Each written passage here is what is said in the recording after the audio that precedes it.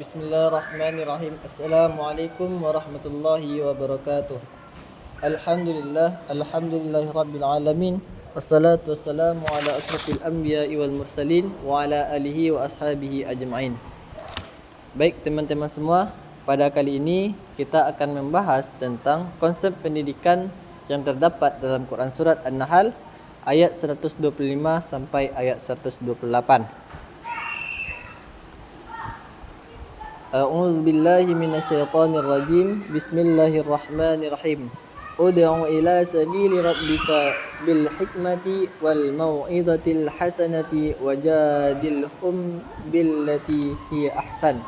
Inna rabbaka huwa a'lamu biman dhalla an sabilihi wa huwa a'lamu bil muhtadin. Wa in 'aqabtum fa'aqibu bimithli ma uqibtum bih. Wala in darabtum lahuwa khairul lisabirin. Wasbir wa ma sabaruka illa billahi wala tahzan alaihim wala taku fi dayqim mimma yamkurun. Innallaha ma'al ladina taqaw wal ladina hum muhsinin. Dalam Quran surah An-Nahl ayat 125 sampai ayat 128 ini, Allah memerintahkan Nabi Muhammad SAW untuk mengajak manusia ke jalan Allah dengan cara yang bijaksana, memberikan pelajaran yang baik, dan berdialog atau berdebat dengan cara yang terbaik. Dan Allah lebih mengetahui siapa yang tersesat dan siapa yang mendapat petunjuk. Allah memperbolehkan membalas perlakuan buruk atau hukuman setimpal dengan kadar yang sama, tetapi bersabar dan memaafkan itu lebih baik bagi orang-orang yang sabar.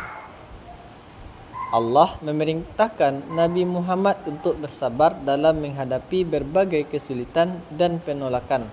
Kesabaran tersebut hanya dapat dilakukan dengan pertolongan Allah. Nabi juga dilarang bersedih dan merasa sempit hati terhadap tipu daya orang-orang kafir. Dan terakhir, Allah menegaskan bahawa Dia senantiasa bersama orang-orang yang bertakwa dan orang-orang yang berbuat baik. Mereka akan memperoleh pertolongan, bimbingan dan perlindungan dari Allah. Konsep pendidikan yang dapat kita ambil dalam Quran surat An-Nahl ayat 125 sampai ayat 128 ini, yang pertama yaitu pendidikan, komunikasi dan pembelajaran.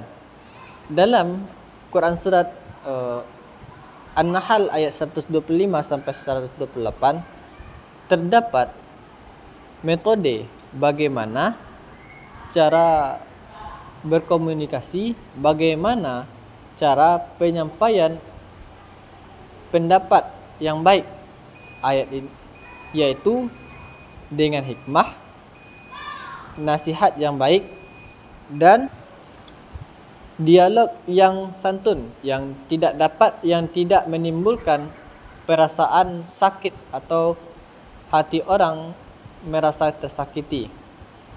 Pendidikan harus dilaksanakan dengan memperhatikan kondisi dan mengedepankan pendekatan yang bijaksana. Yang kedua, pendidikan toleransi dan berpikir kritis. Perintah berdialog dengan cara yang terbaik menunjukkan pentingnya sikap toleran, menghargai perbedaan pendapat, serta mengembangkan kemampuan berpikir kritis dan argumentatif secara santun. Yang ketiga, pendidikan keadilan. Ayat ini mengajarkan bahawa setiap tindakan harus dilandasi keadilan dan proporsionalitas. Dalam pendidikan, kita dibiasakan untuk berperilaku adil dan tidak melampaui batas. Dan yang keempat, pendidikan kesabaran dan pemaaf. Meskipun Allah membolehkan membalas seperti dalam Quran surat An-Nahl ayat 125 tersebut, dan seperti dalam Quran surat An-Nahl ayat 126 tersebut. Namun Allah memberikan penjelasan lebih lanjut bahwasannya sabar itu lebih baik dan memiliki sikap pemaaf itu lebih cenderung akan mendatangkan kemaslahatan bagi semua. Yang kelima, pendidikan takwa.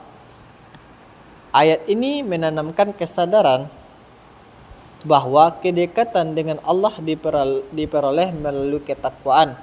Pendidikan Islam bertujuan membentuk manusia yang senantiasa menjalankan perintah Allah dan menjauhi larangannya. Baik, teman-teman semua, mungkin cukup penjelasan singkat tentang konsep pendidikan dalam Quran surah An-Nahl ayat 125 sampai 129. Terlebih terkurang saya mohon maaf. Assalamualaikum warahmatullahi wabarakatuh.